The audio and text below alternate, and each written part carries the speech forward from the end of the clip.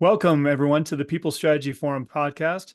We're a show that guides leaders on how to elevate the workforce. And we believe that people are at the heart of successful organizations. A team member's well being, rewards, career development, it's all essential to a happy and healthy and highly productive workforce. And so this show discusses the practical and effective leadership strategies for top executives, senior professionals, and talent managers. And so, first of all, before introducing our guest today, I want to acknowledge our hosts. And today we have Howard Nisewitz, and Howard is a practitioner in both compensation strategies and also a systems expert. He also does HR consulting as well. So Howard and I have worked together for years, and I'm glad to have him here on the show.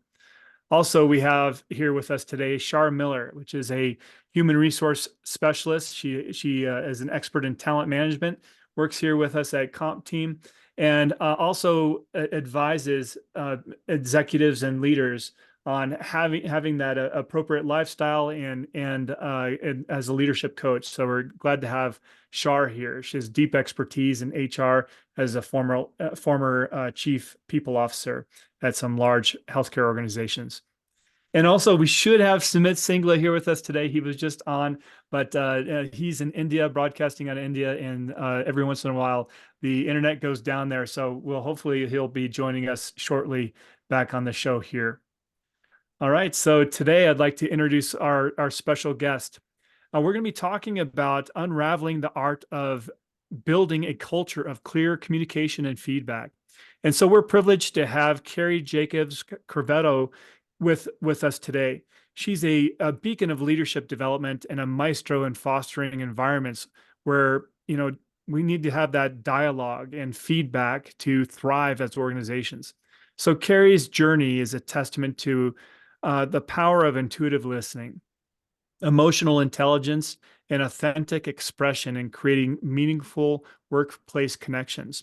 And so her unique approach empowers leaders and organizations to not just articulate their purpose, but live it, enhancing workplace happiness and carving out legacies that last.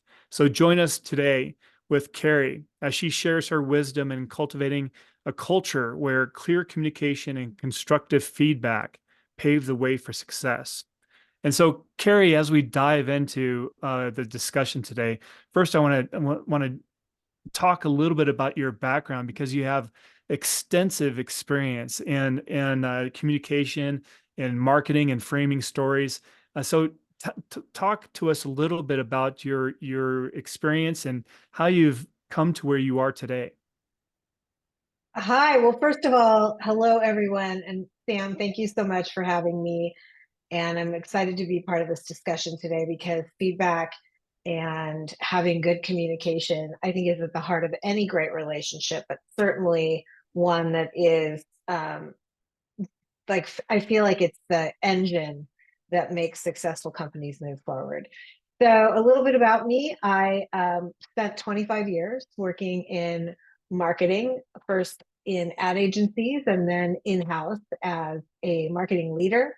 I was eventually chief marketing officer. Some of the brands that I've worked on include Lexus and Procter and Gamble. I worked for Fox Entertainment. I worked for CBS Entertainment. And then I also launched two solar companies here in the United States. The second one was Sunrun, where I was leading the marketing team.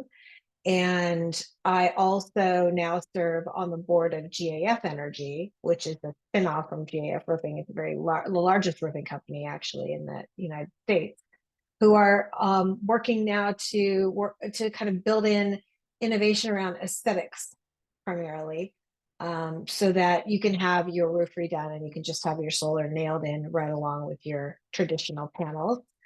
So I did that through 2019, 2020.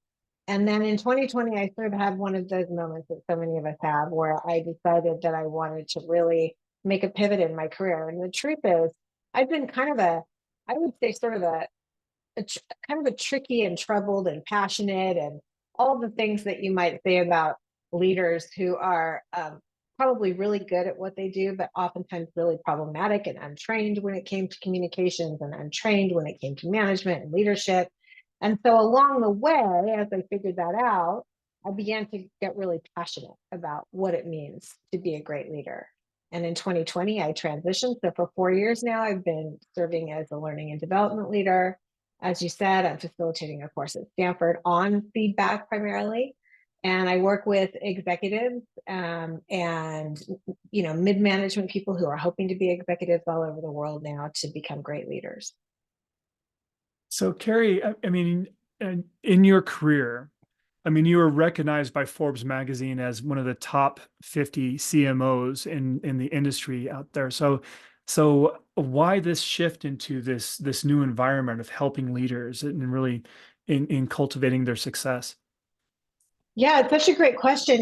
I often look back on my life, as so many of us do, and I look for, sort of those thread throughs, the things that I feel like have been true about me always. And one of the things that's been true about me always is I couldn't see. I had these burned out corneas until I was almost 6 years old. I was 5 and a half when my family figured it out. And, I can remember the day that the optometrist put the glasses on my face, and I turned and I looked at my mom, and she came in so sharply, and there was this beautiful moment of seeing her face, but there was also this like contraction that happened. And I realized now looking back that for the first sort of 5, 6 years of my life, I was in this really wide intuitive space, right? My husband jokes that he can turn off the light and I can still find the furniture in a room within, like if we go to a hotel, he can turn it off in 2 minutes, and I, memorized the furniture in the room because the skills were so heightened in me. And those were the same skills that I used in marketing, this ability to feel and sense and, as you said, intuitively listen into the world, whether that's people or trends or, what a brand should be. I think that's been this thread through. And I naturally felt called because I had been such a troubled and tricky leader, frankly. And I was sort of sorting out my own experience. I just was called to help other people do the same. And there was a lot of lack of permission, I think, to be authentic and to be ourselves and to have direct and troubled and tough and hard conversations and great conversations, warm and loving and caring conversations. There was this weird way that we were sort of asked to leave that all at the door when we walked into work that I just fundamentally found unsustainable and honestly led to a lot of unhappiness. So I had a personal, I think, hope, and I have a personal vision that the workplace can transform with, more open and constructive conversation. So let's dive into the concept of you mentioned intuitive listening. So how should we define that? What exactly do you mean by intuitive listening? Yeah, well, so I mean, the first step is just listening, right? So often, I think, we hear this as people who've been doing this for a long time, that we're on the ready to speak more than we are to actually sit back and listen. And I think there's a way that listening can look like, okay, I'm just not talking, right? That would be like phase one of what looks like listening. Phase two of listening is I'm actually, listening to the words that someone else is saying, and I'm leaving space for someone else. That's like, I think that's a good, step two. But step three is where you've let go of your own interest for a period of time, so much so that you can really hear the true impact that you're having on someone else, or that someone is trying to share with you, right? That you can almost you know disconnect from the sort of selfish interest, enough to really show up for someone else. It doesn't mean you don't come back to yourself at some point, but so that you can be part of an interpersonal conversation. But certainly you're letting go of a good chunk of your self-interest so that you can really intuitively hear and ask curious questions that have heart and meaning of someone else. That's this sort of broader listening. Yeah, that's really interesting. I mean, as I'm just sitting here and with questions, thinking of questions, I have to do both the listening to what you're saying, and in formulating on the next thing that I want to say for the conversation for this podcast itself. And so, how do we break that down in Mhm. make sure that there's balance there? Yeah, it's such a great question. And, for usually, we get into college or even in high school, like we start performing, right? We're doing or we're performing and we're being graded on our productivity. And then we get into college and it's more of the same thing. You noted that I facilitate at Stanford. And so what I see is master's schools, I would teach in the master's schools of business, and we've got students who are coming in from all over the world who've been type A, who've been taught to perform and perform and perform. And then all of a sudden, we reach a stage where performing is not enough. And we have to move from sort of this doing stage to this being stage, right? And so to answer your question, how do you do both? How do you show up and really be in a room while also producing in a room? And a big piece of that is holding both intent and impact, right? So understanding at any given time the impact that you're having on a group, the impact that you're having on another person, leaving enough time and space and slowing down enough to really be with that impact before you necessarily get entangled in your own doing and your own intent into what your plan was or what you were trying to get across or what you're trying to do, what I'm trying to do here. And that slowing down piece, I'll tell my clients all the time, slow down. Not just talking. I'm a fast talker. It's less that. This is an internal game of slowing down. So that in that slow down, you can be with the room. You can be with another person, but you can also slow down enough to be with yourself. One thing that I wish Sumit was on here because he brings in the concept of the different cultural aspects, and I've had discussions with Sumit because when he has conversations, he's listening, and and then and then there's this period of silence, of course, when he's framing the next thought he's going to have. And so in India, there's more comfort with that dead air, Mm-hmm. compared to Americans, which we want to fill every single moment with some sort of noise, right? So is that what you mean as far as giving yourself time? That's definitely a huge piece. I lived in India as well, so I understand that cultural nuance of taking space and taking time. But even in other Asian countries, like in China, for example, or in Japan, where um, the leadership style is actually one of super uber low ego, right?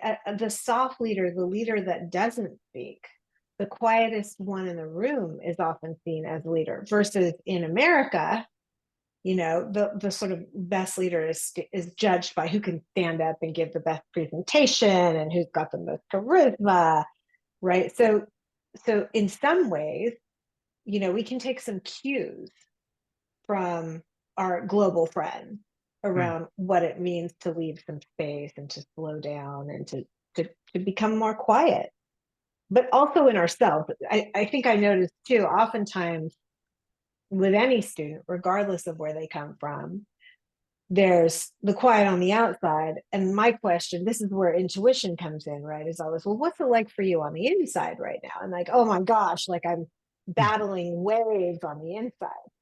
So that I mentioned earlier, this is often an inside game, which is about how do you quiet yourself inside as well. And speak of the devil, here comes Sumit and joining us back in. He got internet connection. Hi, Sumit. Hello. I am so sorry. I had a bit of an emergency. So I had to run off.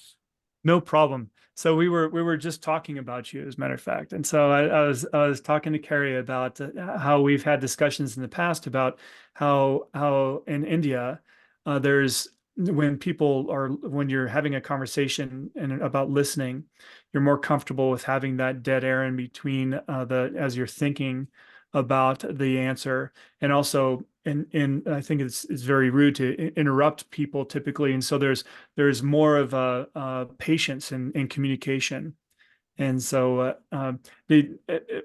when you interact with Americans, I mean, have you found that listening is significantly different in with the American culture? I think so, yeah. So I think you're right in saying that people are a lot more patient when it comes to listening, and therefore a lot more comfort with dead air. And I think the first challenge that an Indian who's new to communicating with Americans would face is where exactly to start making a point, because um, we tend to talk at a different pace and we tend to think at a different pace as well. And since it's rude to interrupt, it would be rare to kind of talk over somebody else. And I guess the other person might just think this person has nothing to contribute really, because they're staying a little too quiet. And so sometimes it can get into that spiral where um, say an American would feel obliged to fill the dead air and carry on talking, and the Indian's wondering, when will this person pause for me to get a word in?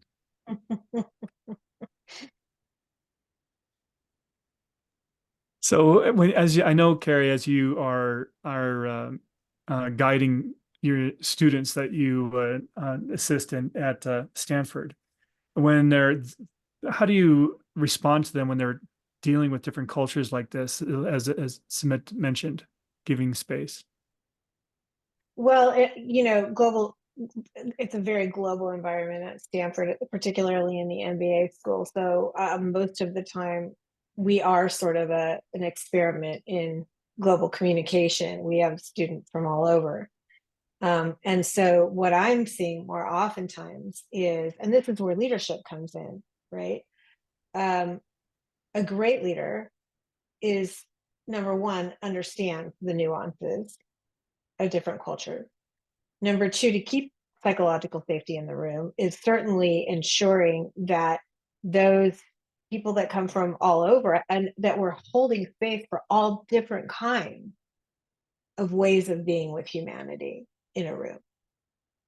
And I think even the click down from that, and of course, I'm in a situation where I'm facilitating a group of people, so I have the floor, but oftentimes the leader will have the floor.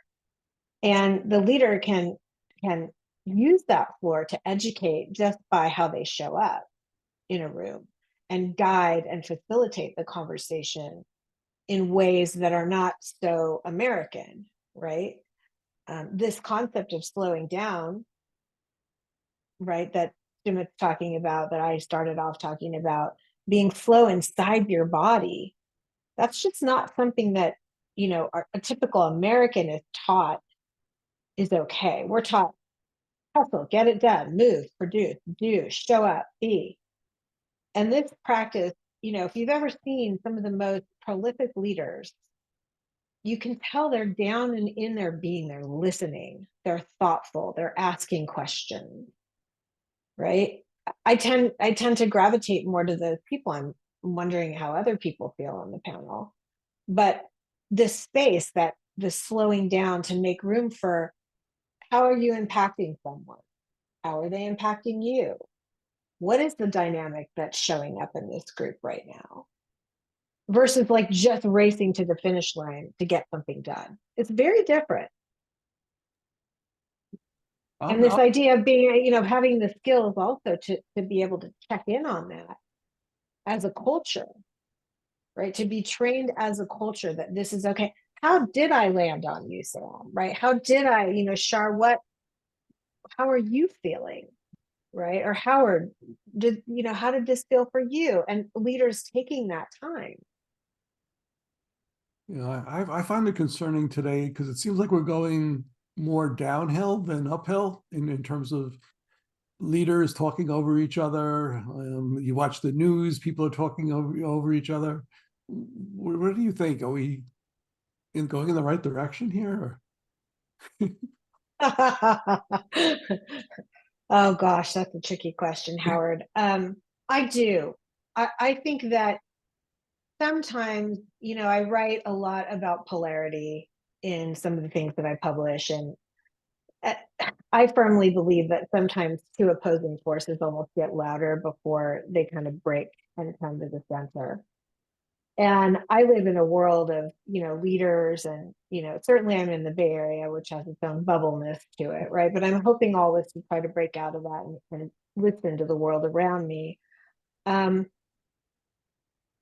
think we're either going to go one of two ways, right? We're either going to sort of crack in half and keep the depth of polarity that's happening, where you've got, people who are so interested in listening and hearing and becoming, more balanced leaders and kind of moving away from sort of traditional masculine archetypes. I don't mean men, I just mean masculine archetypes of being. And then you've got people who are just holding on with all their might, women and men, right? And so at some point, something's got to give, or we just stay here. Right. Right. And this is sort of what happens inside every human being, truthfully. In every human being, there's sort of these moments where, this doing self wants to move forward and grab and claim and stick on something. And then there's this other part of us as we become more nuanced that wants to come forward, that's more open-handed, that's leaving space and room and curiosity and understanding. I mean, wouldn't it be great if we could get to a place where what's rewarded is the ability to understand a room and to drive compromise, right? Versus polarity. What do you think, Shar? I mean, how do you manage executives? I mean, when you've led teams of executives and ensuring that there's good communication among the team and not one perspective dominates the room. Good topic. Yeah, I have had a lot of my career biting my lip as I've watched executives kind of stand in front of a room and dominate the conversation and want employee feedback, but the whole meeting is about what the executive thinks and on their mind. And I am the one that had to give the brutally honest feedback to the executive to say, stop and listen, pause. And I know that because I too am a very talkative person, and I've really worked over the years to curb my communication style, even though my undergrad is in communication and psychology. But yeah, I think it is about breaking down that ego and giving honest feedback and maybe avenues. I think the talent management team really needs to come up with some very creative, out-of-the-box thinking to help the executive feel more comfortable in that face-to-face communication. So a decade ago, facilitating brown bag lunches with the executives, not just the CEO, but all the executives, and helping employees feel more comfortable to give honest feedback. But today, I do believe, obviously, we all know this. What is the number one transformation that we've seen back from the BlackBerry days? Now it's all around our smartphones and our social media outlets. And I feel many of our population employees are more comfortable on a social media aspect, and perhaps opening up that brown bag on some kind of platform where employees can add to the chat, get some critical questions, some critical responses, and then also allowing the voice of the employee to be heard, and also that the executives will literally follow up. I mean, I think that's another thing I saw with employees very frustrated about. They'd go to an all-employee hands forum, and many of them would bring up issues around process issues or things like that. We'd have hundreds and hundreds of comments and questions. Whereas 6 months later, I often heard from the employees saying, I never heard any follow-up. I never felt that any communication happened.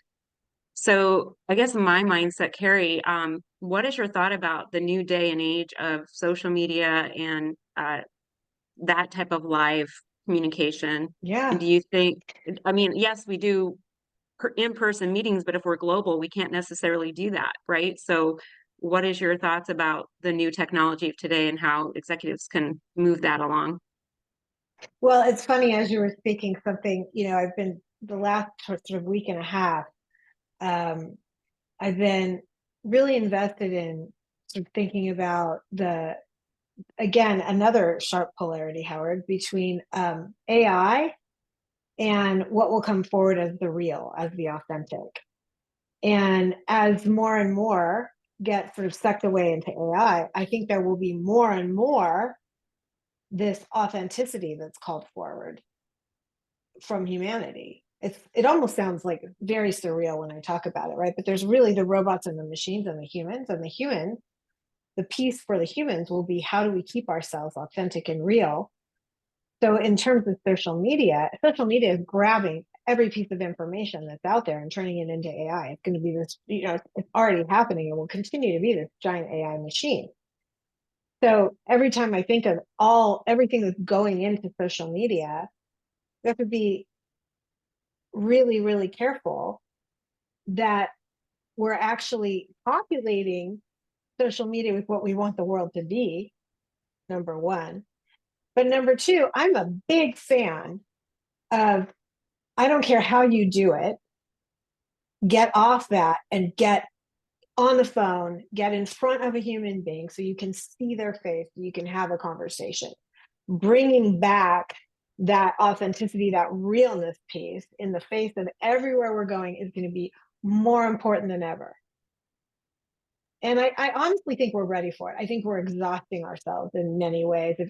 I just heard this, sort of astrology expert who said that we're in the world where we're in a time when everyone is famous, right? Yeah. Everyone has the capacity to be famous right now.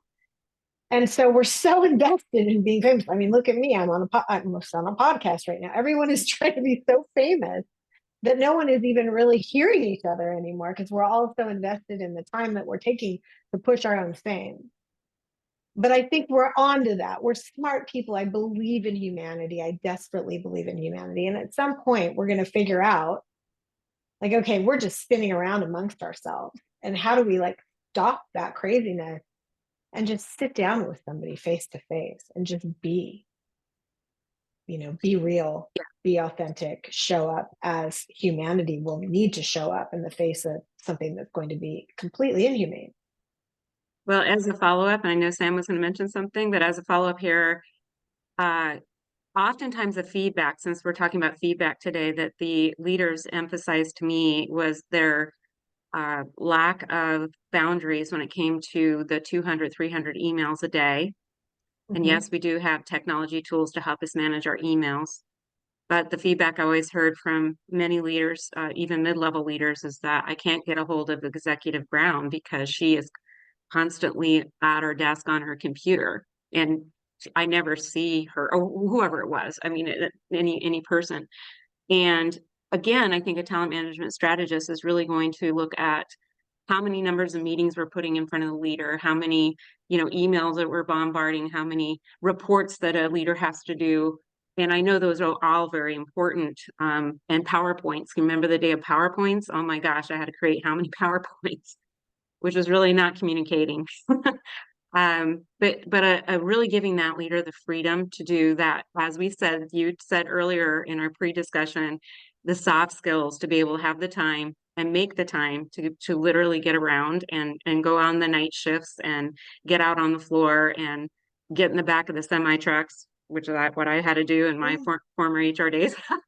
But really spend the time talking to your employees and really understanding. And so I think you're absolutely right. What are your thoughts, Sam? No, I think that I was just about to ask the same question, Shara. I mean, that is really good. I mean, how does a leader ensure that they're accessible? I mean, when they're so busy, how do we improve the communication and feedback loop with executives? What do you think, Cari? Well, I'm keenly aware of Sumit and Howard, by the way, so I'd love to hear the input of both of you and leaving space for you, Sumit.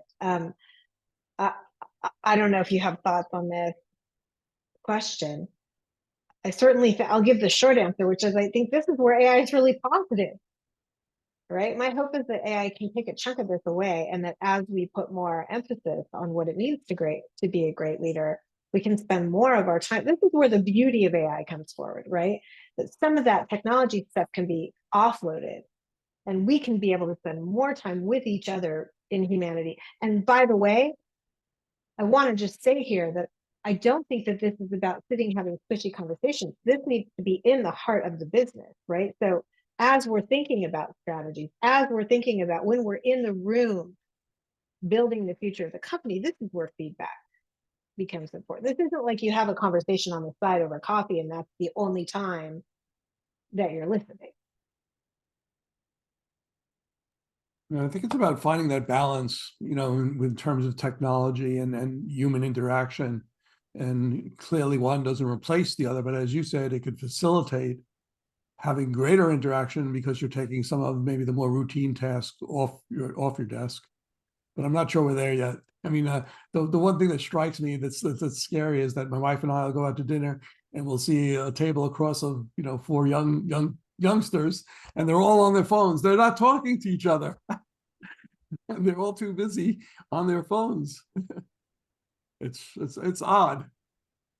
It's very true. And I will say, I was guesting on a podcast for a young man who was 25 years old.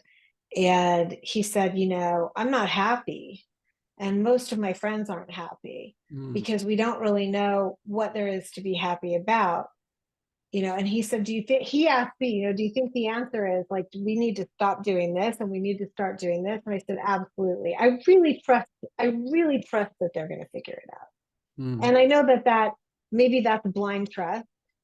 But at almost 60, it hasn't failed me yet.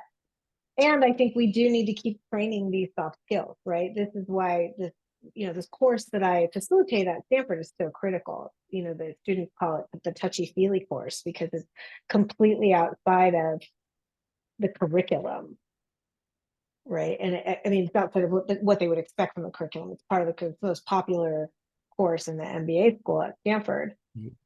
Because we're teaching them, here's how you actually get back in touch with who you are and what you feel, what your body's feeling, and how to slow down and hear yourself so that you can hear other people. Does it become even more complex with people working from home now, with more and more remote workers? The challenge, you don't have the direct face-to-face interaction that you would have normally. Yeah, I think it is. I think it is becoming more challenging, and that's why it's so critical.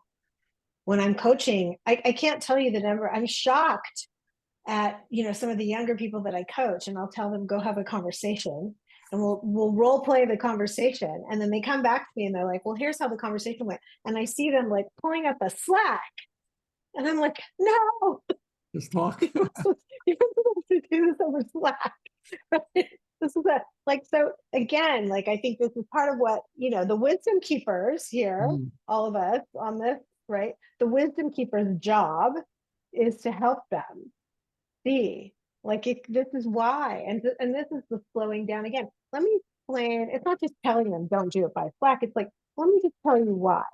Let's walk through what happens on Slack versus what happens when you're sitting with me. I literally will say, can you feel me with you right now? Can you feel it? Oh, yes, of course, I can feel you with me. Well, that's the feeling we want to have. Right? But I'm very aware of what you might be thinking right now and curious to hear from you. So I was thinking about technology and the fact that it's not perfect, far from it. So it like Howard was saying, it can't be a replacement for the human experience. It can be an addition. And the example I was thinking of from very recently was an airline messed up with the schedule, and a person wrote them a very sarcastic message on, I think it was on Twitter or Instagram, saying, "Thank you for destroying my anniversary, and I had these plans, and because of your kindness, my wife and I were sitting at the terminal, and because it was picked up by AI and they did some sentiment analysis, they interpreted that as positive feedback and responded saying, 'We are glad to be of service, and we look forward to you flying with us again.'" And of course, it went viral. If they had simply deployed a real customer service person, it wouldn't have cost them so much in brand value. But I think lots of such examples are coming by where it's lazy implementation of technology, and people think, leaders especially think, they can get away with listening less and acting more. But I don't really think that's a solution. I think as a leader, you need to be listening in. Yes, you can probably amplify some of the messages, you can filter out some of what you're hearing, but um, surely technology is not a replacement for humans, at least yet. I mean, I'd love to be proven wrong in the next decade or so, but um, I think that's where responsible leaders can still make a difference. And um, the companies which have these leaders, they're the ones who are going to win and who are going to get the best talent, whereas others will suffer because of this kind of a lack of focus. But what do you think of that?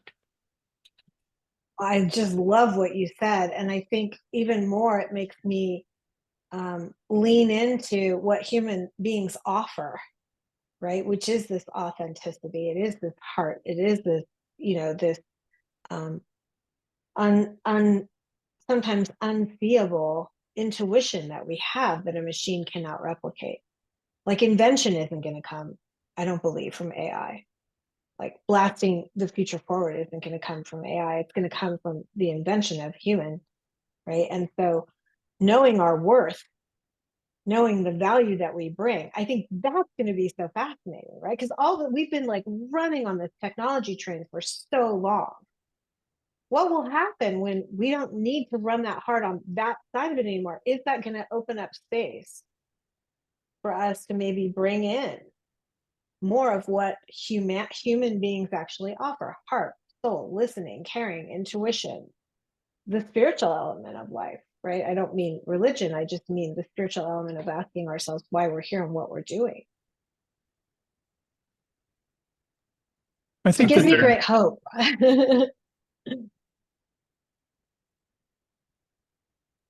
Sorry, Sam.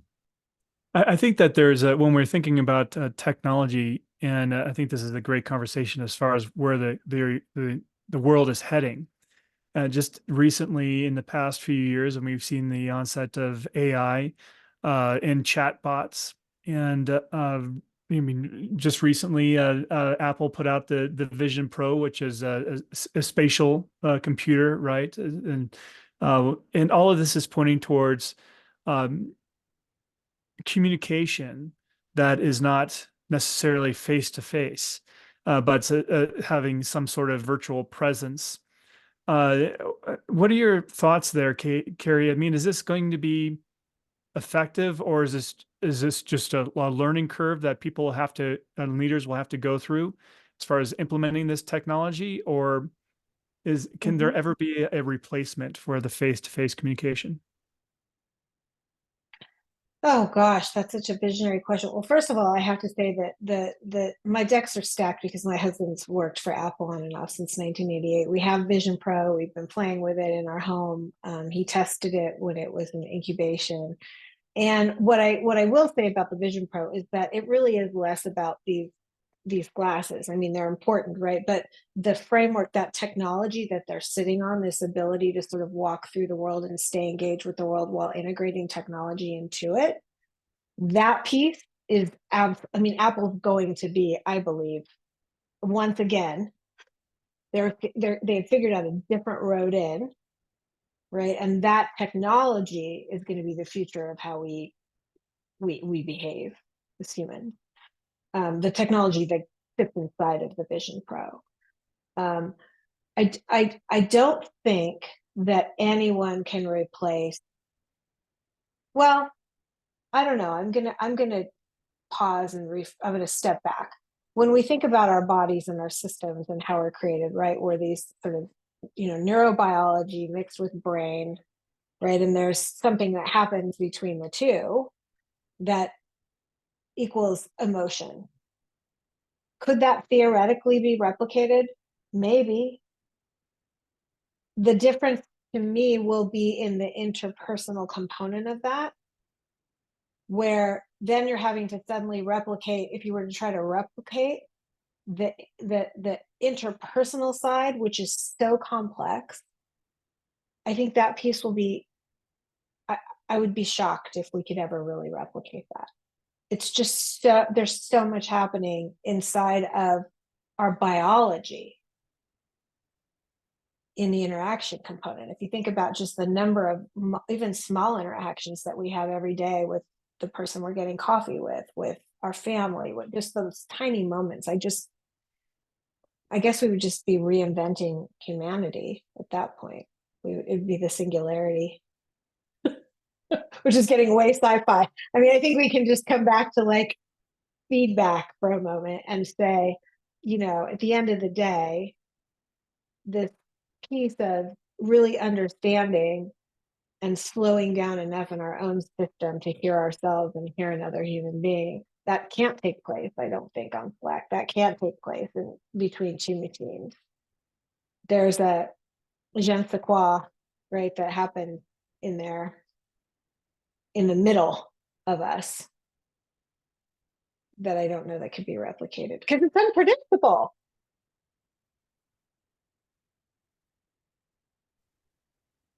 What do you think? You're smiling, Sam. No, I just thinking about the future of communication is just, you know, I can imagine us. I mean, just in this forum that we're having here today, I mean, we could all be sitting on our couches and having virtual presence of one another, but there's still things that we'd be missing out on. You know, that the temperature in the room, the environment, all those environmental factors that are unique to each one of us, each of the pain that we are experiencing as individuals. Sometimes we're in the same environment. You know, we have that connection of sharing that environment. So I think that there's a lot in the future that needs to be discovered, and it's interesting in how we're going to bridge that. But I do want to take us back to you know, how can leaders today, you know, best communicate and encourage feedback from our people in an effective way. And so, Cari, I mean, if you were to kind of, what do you want leaders to know about effective communication, and what are the basics that of our listeners to be able to take something impactful out of this conversation that they can apply right now? I would say the number one most important piece is that it's an inside game. That it is impossible. You can just be quiet, right? That's sort of what I call the stage one listening, right? I can be quiet and make space for someone else to talk while I'm secretly planning in my being, like, all the ways in which I'm going to respond here. Oh, and then there's another place I'm going to respond. And what about there? And what do I think? And what does she think? And, you know, we have all this doing that's happening inside of us while we may not be talking. That's sort of stage one listening. Stage two is where we start to move into more of this, you know, sort of inside game, which is how are we now actually taking in another human being? Stage three is now us interacting. It's sort of a beautiful, you know, sort of infinity loop of now, how am I doing that dance that you asked about, Sam, which is how am I watching my internal self, understanding my internal self. Number one, understanding my own conditioning, understanding my triggers, understanding my habits, my narratives, understanding all of that in relationship to the person or people who are sitting in front of me communicating. That's an inside game. So the ability to, you know, this is why I lean a lot into mindfulness and meditation as a big piece of my coaching, because you know, the practice of meditation was never meant to be that you sit and, you know, that you sit still so that you de-stress, right? That's sort of like, you know, literally taking your finger and slicing the icing off the top of the cake and walking away. The real practice of meditation is to know one's internal working so deeply, to be so mindful of it in every moment, that I can now respond with a depth of clarity and empathy to the world around me. That's the inside game. And if you don't get that piece right, I think you're sort of casting about in the wind, and that's where inauthenticity starts to come through. Like, people can recognize it. They might not know why they don't trust you. There's just this feeling of, I don't really know what it is. And you get somebody who's really seated and sitting in themselves and have done the work to know how they show up and how they lead and how they affect people, right? I have a way of speaking that I affect people in both positive and negative ways. I have a sort of a pronunciation. I have literally like a iambic what is it? Iambic pentameter? What's that word? I'm saying it wrong. Howard, do you know? It's sort of, you look like you were about to interject, but I have a way of speaking that is very dramatic, right? And that's been true since I was 5, 6, 7 years old. Well, some people can really react to that. They can reel back, oh, she's a lot. So I just have to be aware of that. It doesn't mean I have to change, but I have to say, how is this for you? How is this landing on you? Are you feeling free to give back to me right now? Am I getting your best self? Am I getting your best ideas, or am I coming in too strong? Well, I agree with you, Cari, and I hopefully I'm saying this right. I just pulled up the Stanford Business of Graduate School of Stanford Business, correct? Am I correct? Yes. I'm noticed. Okay. I want to make sure at the right university. I'm looking here. You have an absolutely, you and your team of colleagues and faculty really have an amazing amount of development courses for executives. And what I absolutely love is that you have, wow, talk about diversity. I've never seen, back in my university days, I didn't see this kind of, I mean, yes, we had a section on strategy, and yes, we had a section on talent management, but the fact that you have everything, I don't need to list off all the aspects of diversity, but I think that is super important. I consider my former education, and like you just said, Cari, the areas that I could improve, or my executives that I coach could improve, ongoing development, because you're right, things have changed, and how we communicate and be there and present and really communicate is very different today, I believe, than it was, years ago. And so I think that you also talk about development. Why do you think many of our executives perhaps don't consider ongoing development, particularly in communication and having those dynamics with their employees? Why do you think so many executives perhaps say, I already got my graduate, I already got my degree, I don't need any more development?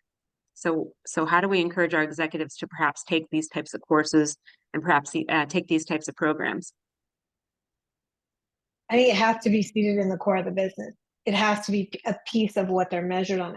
We have to be able to show that when we do this, teams accelerate faster, teams perform better, teams are more innovative, right?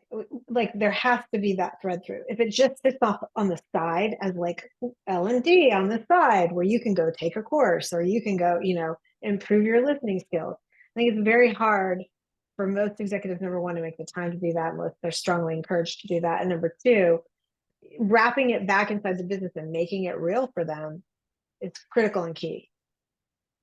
Right? I agree. And the last thing I was going to mention is I also was in charge of an L&D department, and it was always about the number of hours.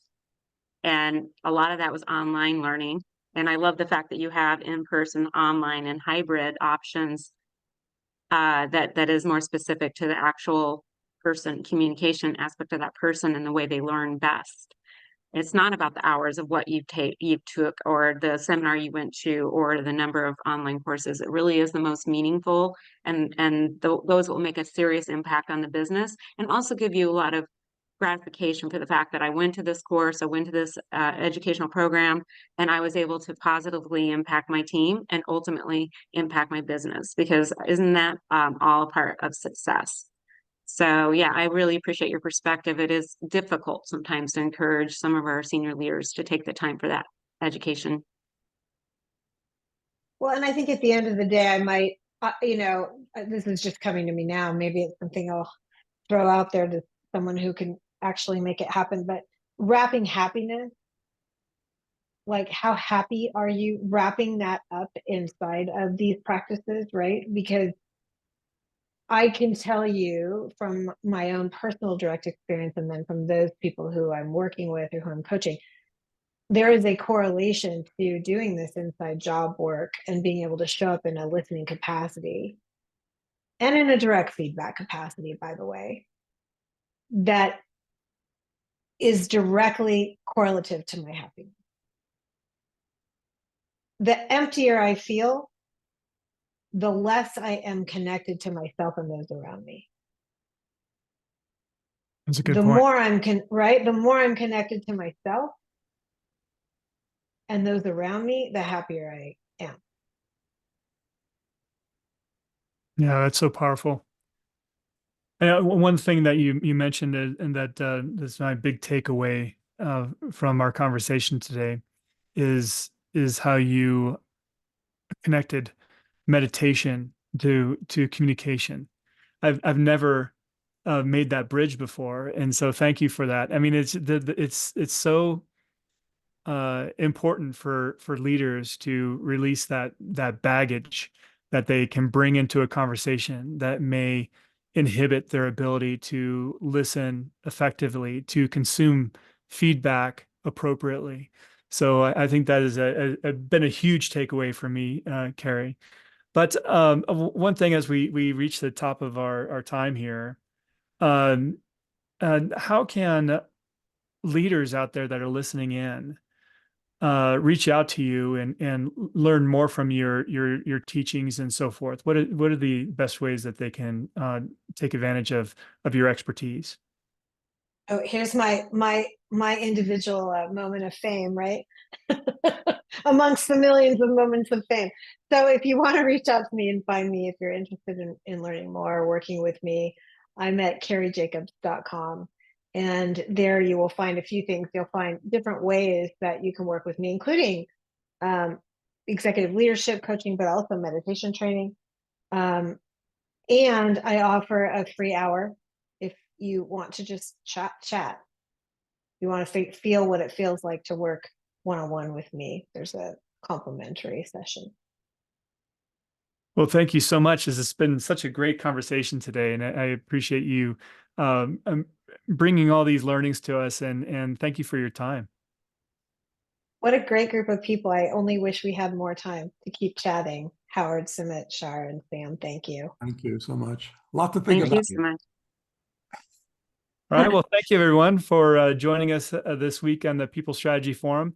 We look forward to talking again next week on our next great topic. So thank you, everyone. Take care. Take care, everyone. Thank you. Thank you. Bye. Thank you.